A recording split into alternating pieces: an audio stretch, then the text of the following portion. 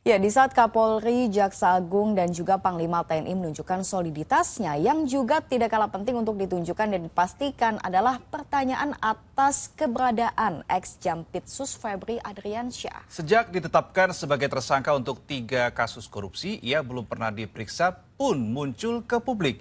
Penyerahan perkara Febri dari polisi ke kejaksaan juga memicu adanya isu kompromi. Sorotan publik masih tertuju pada gedung bundar Kejaksaan Agung, kantor Jaksa Agung Muda Tindak Pidana Khusus. Sejak berstatus tersangka untuk 3 kasus korupsi, belum ada keterangan resmi dari kejaksaan maupun polisi mengenai keberadaan ex-Jampitsus Febri Adriansyah.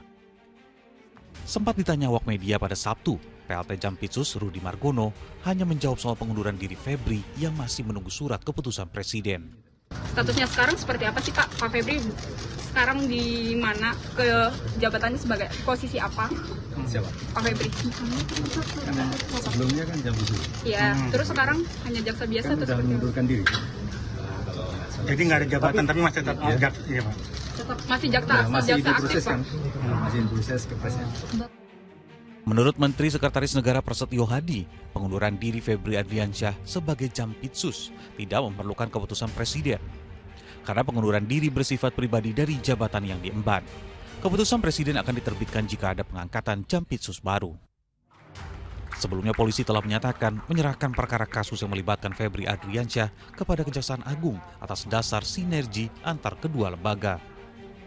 Namun mantan Menko Polhukam Mahfud MD menilai hal itu bertentangan dengan aturan hukum serta memicu dugaan adanya kompromi. Yang terjadi dalam kasus Febri Adriansyah itu bukan pelimpahan. Bukan pelimpahan, melainkan penyerahan atau pengalihan kelanjutan penyidikan kasus.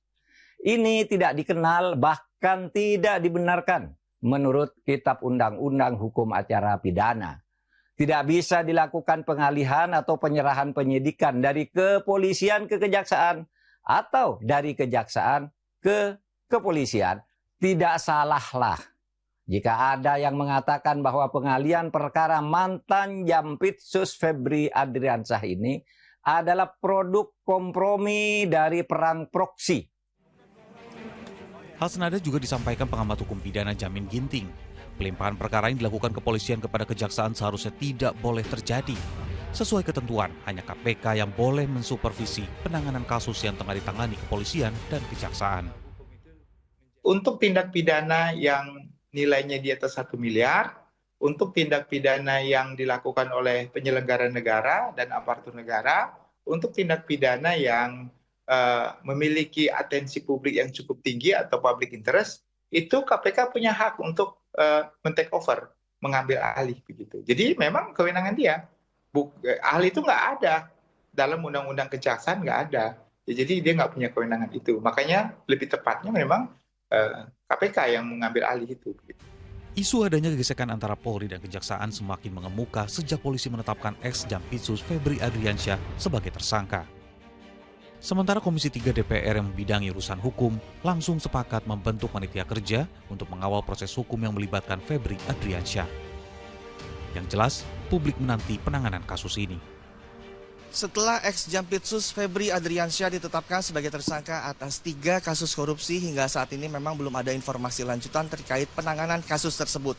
Dan sebelumnya Kortas Tipikor Polri dan juga Polda Metro Jaya juga telah melimpahkan kasus ini kepada Kejaksaan Agung. Dan yang masih menjadi misteri adalah di mana saat ini keberadaan Febri Adriansyah. Muhammad Kadafi, Lutfi Taufik melaporkan dari Jakarta.